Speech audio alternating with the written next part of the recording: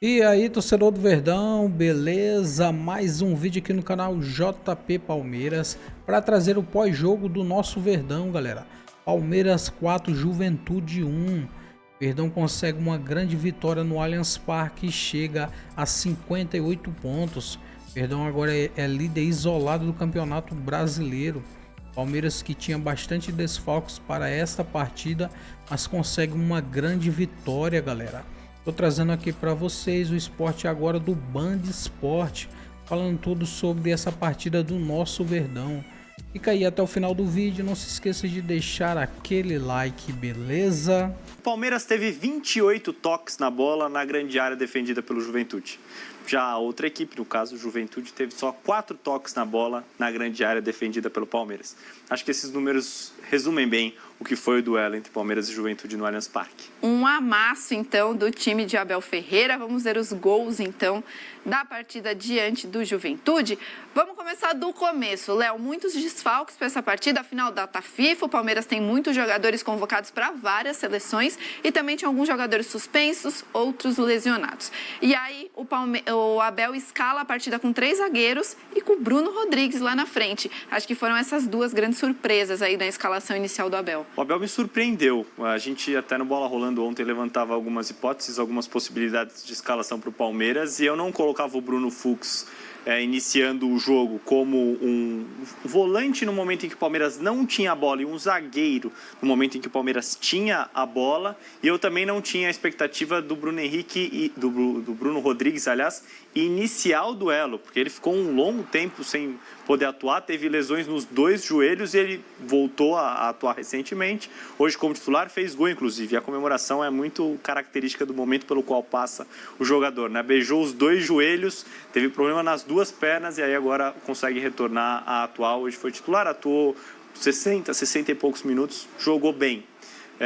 O Bruno Fux, já falei sobre o papel dele, primeiro homem de meio campo em teoria. Quando o Palmeiras ia executar a saída de bola, ele voltava para fazer um terceiro zagueiro, o que o Aníbal Moreno, que teoricamente é o titular da posição, já faz. E o Bruno Fux tem um passe muito qualificado, então ele não teve dificuldade nenhuma para fazer e executar essa função. Tem entrado muito bem no Palmeiras toda vez que é solicitado, né? O Palmeiras até vai exercer o direito de compra diante do Atlético Mineiro. É um zagueiro que acho que tem como ponto forte o passe, qualidade para sair jogando, que no futebol atual é importantíssimo. Que o zagueiro tenha qualidade de construção para achar um espaço, quebrar uma linha, um passe mais arriscado. O Bruno Fux tem tudo isso. Já lá na frente, o Palmeiras trabalhou mais com o Bruno Rodrigues como o único atacante de fato, e uma linha com 3 meias. Então, o Felipe Anderson um pouco mais pelo lado esquerdo, o Veiga um pouco mais pelo lado direito e o Maurício fazendo essa ligação. E os 3 funcionaram bem. Acho que não dá para a gente comparar com a dupla formada por Flaco Lopes e Vitor Roque, que são os titulares do Palmeiras, até porque são atacantes de fato, mas os 2 cumpriram, os 3, aliás, cumpriram bem a missão nessa rodada e nessa exibição diante do Juventude. O Bruno Rodrigues tinha como missão jogar a última linha do Juventude, empurrar a última linha do Juventude para trás. O Palmeiras sofreu pouquíssimo. Andrés Pereira teve mais uma bela atuação, um pouco mais recuado do que o normal. Ele termina a partida, inclusive, como o primeiro homem de meio campo do Palmeiras, após as trocas feitas por Abel Ferreira. Mais uma boa exibição desse jogador que chegou do Fulham recentemente e parece que já joga no Palmeiras há 4, 5 temporadas. Verdade mesmo. E depois de uma semana que tanto se falou de arbitragem, o árbitro quase estava estragando essa partida também, né? Marcou um pênalti para o Palmeiras ali nos primeiros minutos de jogo, que não foi absolutamente nada. O VAR chama, o árbitro vai até o VAR então e retira o pênalti acertadamente, né? Exatamente, um pênalti cometido, entre aspas, no Felipe Anderson. Mas o VAR foi muito bem ao chamar o árbitro, seria um erro crasso, mais um para a arbitragem brasileira, mas isso foi corrigido, a partida ainda estava 0-0 e aí depois o Palmeiras construiu a goleada. Nos últimos 4 jogos em que o Palmeiras atuou como mandante no Allianz Parque pelo Campeonato Brasileiro, o Palmeiras venceu por uma diferença de 3 gols. 4-1 para cima do Internacional, 4-1 para cima do Fortaleza, 3-0 para cima do Vasco e hoje 4-1 para cima do Juventude. Acho que isso mostra como o Palmeiras cresce no momento decisivo do ano. E com a força do elenco, né? Porque é um time com metade do time reserva.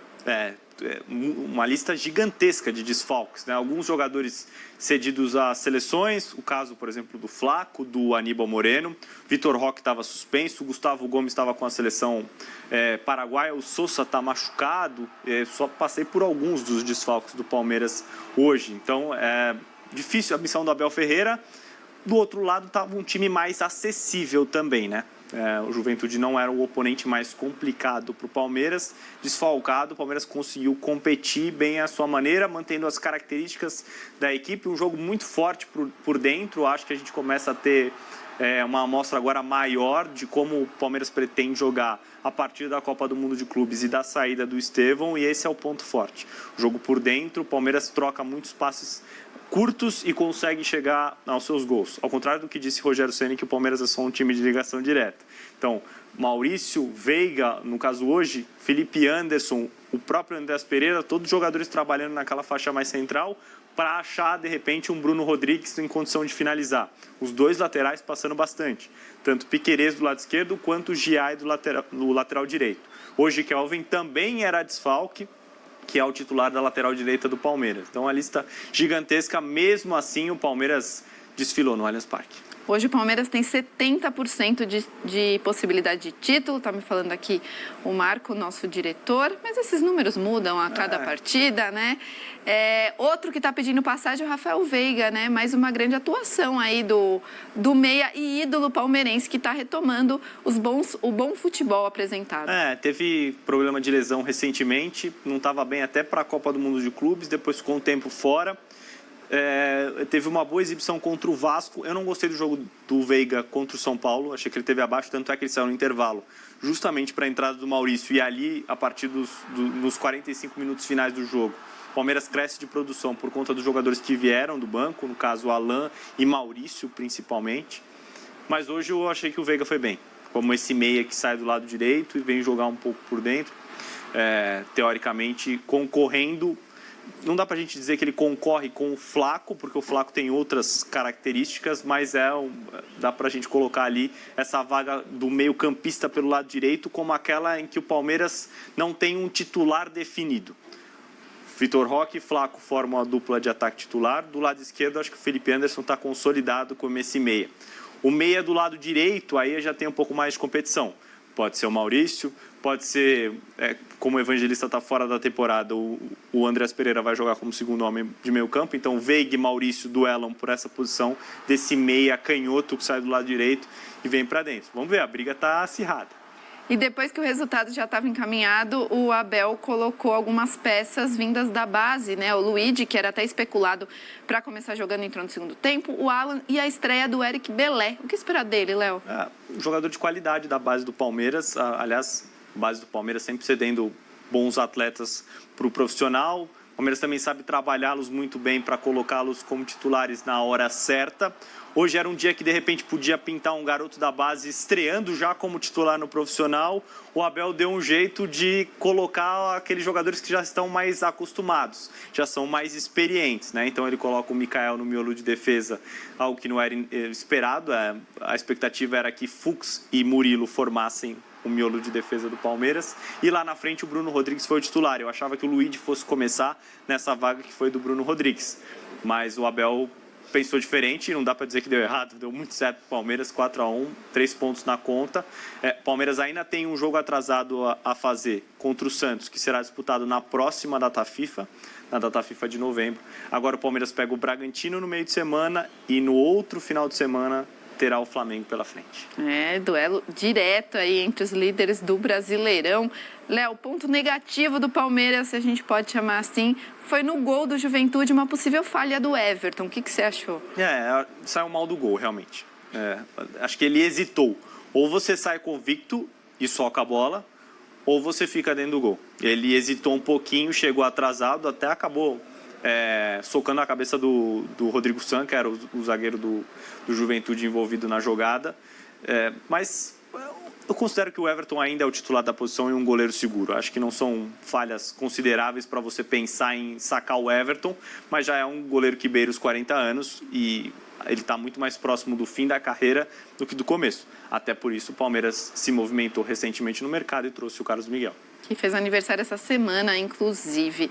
Léo, próxima partida, então, do Palmeiras é mais um jogo em casa, diante do Bragantino, enquanto o Flamengo sai para jogar o Clássico diante do Botafogo. Então, essas duas equipes podem chegar no Clássico, eventualmente, com uma diferença de 6 pontos entre elas. Pode. A diferença pode ser maior ainda.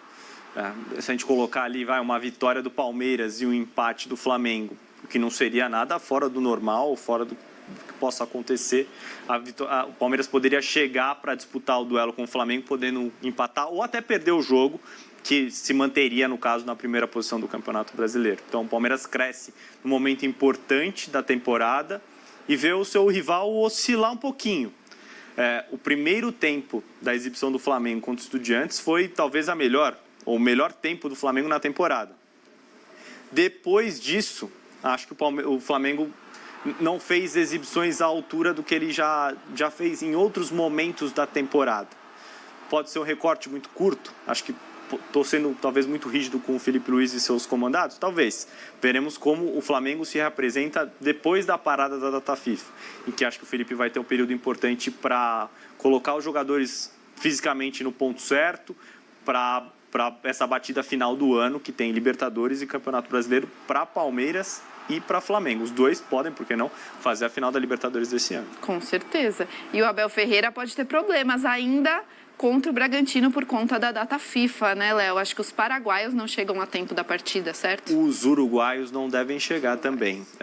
M. Martínez e Facundo Torres, no caso, o Uruguai está jogando na Malásia, então acho que não haverá tempo hábil para eles retornarem a tempo de atuarem contra o Bragantino. Mas o Abel vai ganhar de volta, pelo menos o Vitor Roque, que é o centroavante titular. Ele pode formar uma dupla com o Bruno Rodrigues, ou então o Abel optar pela manutenção desses 3 meias e o Vitor Roque entrar na vaga que hoje foi do Bruno Rodrigues. Ele já vai ganhar alguns atletas de volta. E acho que o Vitor Roque, especificamente, já é um belíssimo reforço e já muda o nível do Palmeiras em relação ao que foi hoje. Novamente pontuando, o Palmeiras ganhou 4-1 de forma categórica. Mas eu acho que a rodada que vem o Palmeiras terá um pouco mais de problemas. O Bragantino é um bom time. A sequência não é das melhores, mas os resultados não são condizentes com o desempenho do Bragantino nas últimas rodadas. Enquanto o Cruzeiro, por exemplo, coloca um jogo aqui em que o Bragantino foi superado, mas jogou bem. Então, o Palmeiras precisa ficar esperto. Será o mandante diante do Bragantino. Vamos ver na tela, então, como é que ficou a classificação do Campeonato Brasileiro depois dessa vitória aí do Palmeiras diante do Juventude, jogo que foi válido pela 12ª rodada do Campeonato Brasileiro. Tá aí, ó. Palmeiras em primeiro lugar, com 58 pontos e o mesmo número de jogos do Flamengo. Ambos agora têm 26 jogos. O Flamengo tem 55 aí na segunda posição. O Cruzeiro já fez 27 partidas, tem 52 pontos. E o Mirassol fecha o G4 aí com 46. Botafogo é o quinto com 43 e o Bahia é o sexto, também com 43 pontos. Fluminense é o sétimo com 38, São Paulo tem 38, Bragantino 36 e o Ceará fechando aí a primeira parte da classificação com 34 pontos. O Vasco aparece em 11º com 33, Corinthians e Grêmio também têm os mesmos 33 pontos. Atlético Mineiro 32, Internacional 29, o Santos aí na beira da zona da degola com 28 e aí o temido Z4 com Vitória 25, Fortaleza 24, Juventude 23 e Sport, o Lanterninha, com 16 pontinhos em 25 jogos. Acho que as brigas estão bem definidas aí pela classificação no Campeonato Brasileiro, né? Eu acho que dificilmente um desses 4 que estão ali na zona de rebaixamento vai conseguir escapar. O Santos, os resultados ainda não aparecem, mas o desempenho já melhorou, assim como o Atlético Mineiro teve uma boa exibição contra o Sport e um segundo tempo bom contra o Juventude recentemente. Então, acho que o São Paulo consegue já colocar as suas ideias em prática, tem uma lista extensa também de desfalques nos últimos jogos. Grêmio e Corinthians, eu não vejo como times que ainda possam brigar pelo rebaixamento, ou seja, a vida de Vitória, Fortaleza, Juventude e Sport está muito complicada. Lá em cima, eu já vejo só Palmeiras e Flamengo brigando pelo título. Cruzeiro caiu fora dessa briga. Já há algum tempo, eu tenho repetido isso no Bola Rolando. A tabela do Campeonato Brasileiro durante muito tempo teve o Palmeiras com 2 jogos a menos do que o Cruzeiro e o Flamengo com 1 a menos. isso deu uma deturpada no que era a classificação do Campeonato Brasileiro. A gente colocava, e não é demérito nenhum para o Cruzeiro não estar na briga pelo título brasileiro, porque desde a primeira rodada, a diretoria e o Leonardo Jardim dizem muito claramente, o nosso objetivo é G4. O investimento foi grande, mas é difícil competir com Palmeiras e Flamengo, até porque no momento decisivo da temporada, você precisa ter um equilíbrio mental muito grande.